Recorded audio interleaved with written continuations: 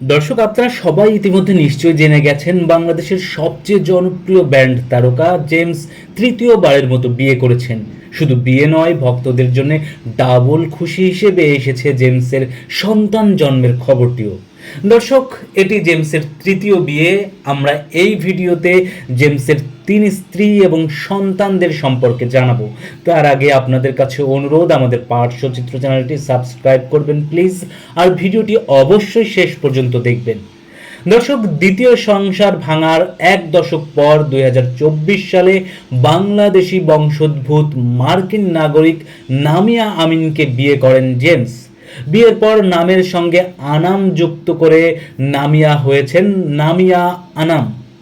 চলতি বছরের জুনে জেমস নামিয়া দম্পতির কোল জুড়ে আসে পুত্র সন্তান। নাম রাখা হয়েছে জিভরান আনাম।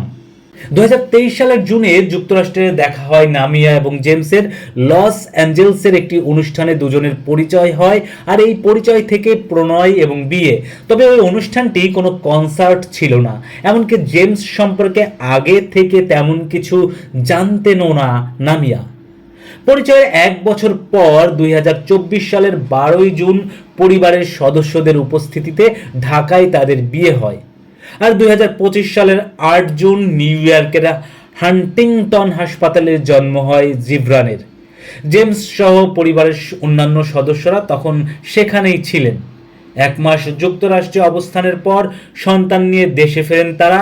বর্তমানে ঢাকাতেই রয়েছেন জেমস, নামিয়া এবং জিভরান। দর্শক, জেমসের তৃতীয় স্ত্রী নামিয়ার জন্ম যুক্তরাষ্ট্রে। তিনি সেখানের জন জে কলেজ থেকে ক্রিমিনাল জাস্টিসে স্নাতক সম্পন্ন করেছেন।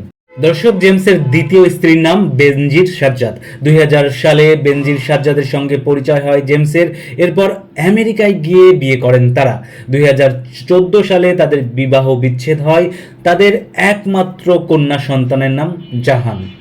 আর জেমসের প্রথম স্ত্রীর নাম রথি। রথি একজন চলচ্চিত্র অভিনেত্রী। ক্যারিয়ারের শুরুতেই আমিন খানের সঙ্গে চাঁদনি সিনেমায় অভিনয় করে বিপুল জনপ্রিয়তা অর্জন করেন তিনি। 1991 সালে রথির সঙ্গে জেমসের বিয়ে হয়। 2003 সালে তাদের বিবাহ বিচ্ছেদ হয়। প্রথম স্ত্রী রথির ঘরে জেমসের 1 ছেলে দানিশ এবং কন্যা জান্নাত রয়েছে। তারা দুজনেই বিশ্ববিদ্যালয়ের গণ্ডি পেরিয়ে এখন নিজ নিজ জীবনে ব্যস্ত সময় পার করছেন।